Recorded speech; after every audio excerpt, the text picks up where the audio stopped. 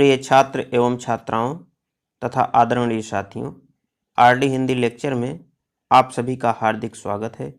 साथियों, हम लोग अयोध्या सिंह उपाध्याय हरिऔंध की कविता पवन दूतिका का अध्ययन कर रहे हैं।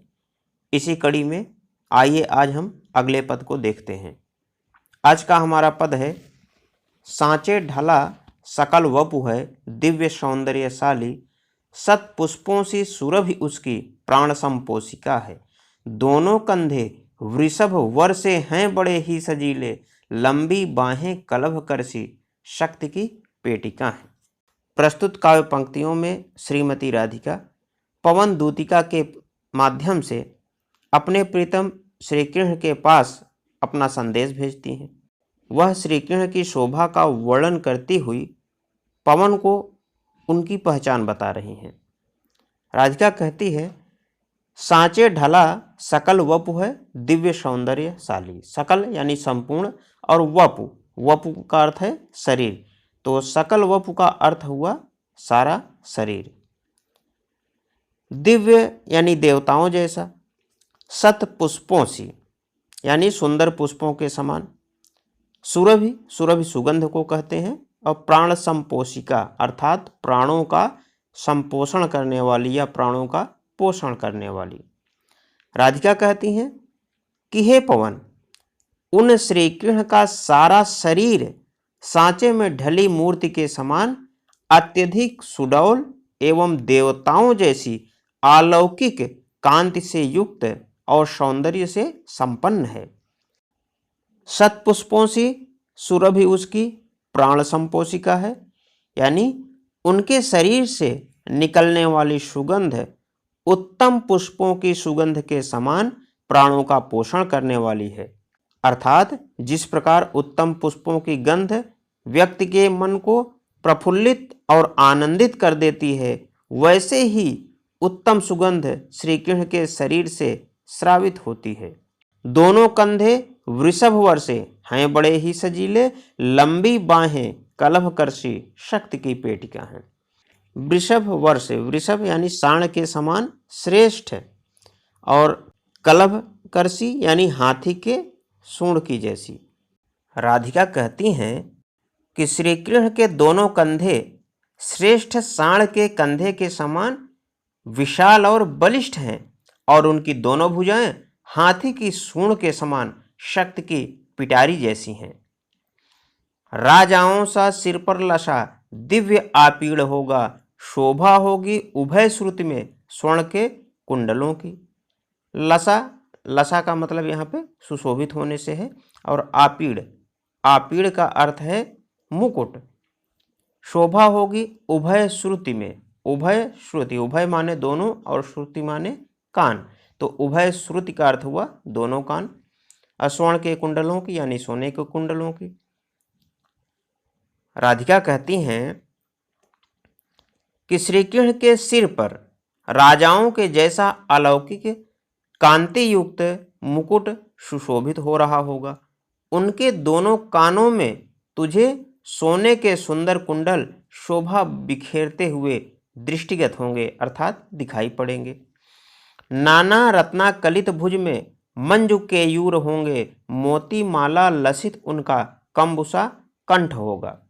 रत्नाकलित यानी रत्न से जड़े हुए या रत्न से परिपूर्ण।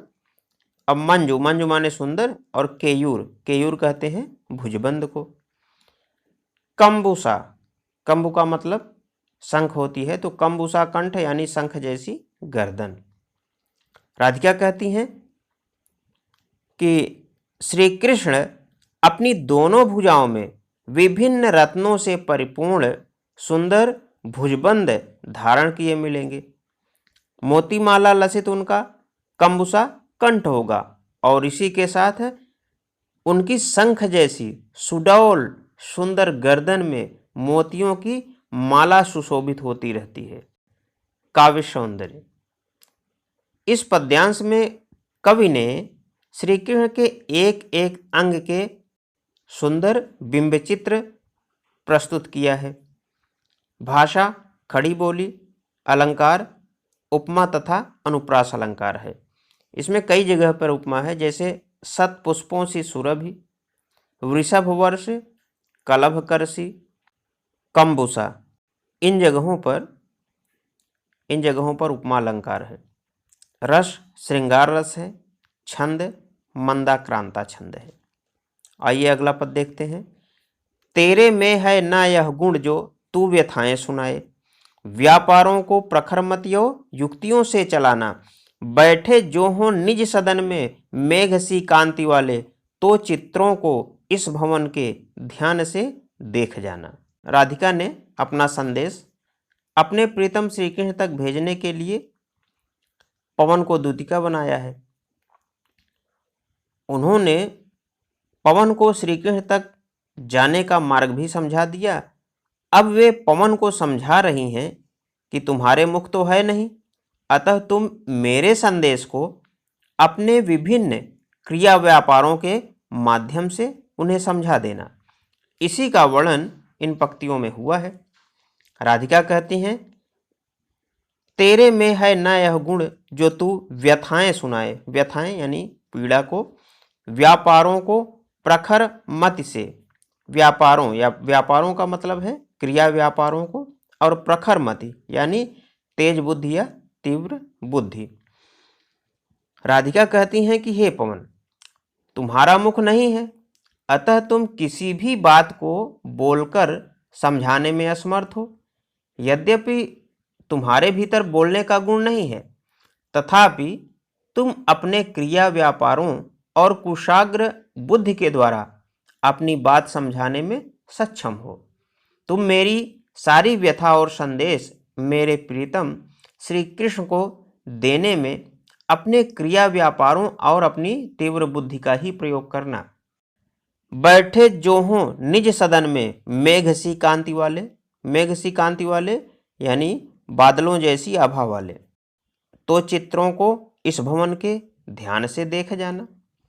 राधिका कहती हैं कि यदि बादल की कांति के समान सुंदर वर्ण वाले मेरे प्रीतम श्री कृष्ण अपने घर में बैठे हों, तो तू सबसे पहले घर में टंगे सभी चित्रों को ध्यानपूर्वक देख जाना या देखती जाना।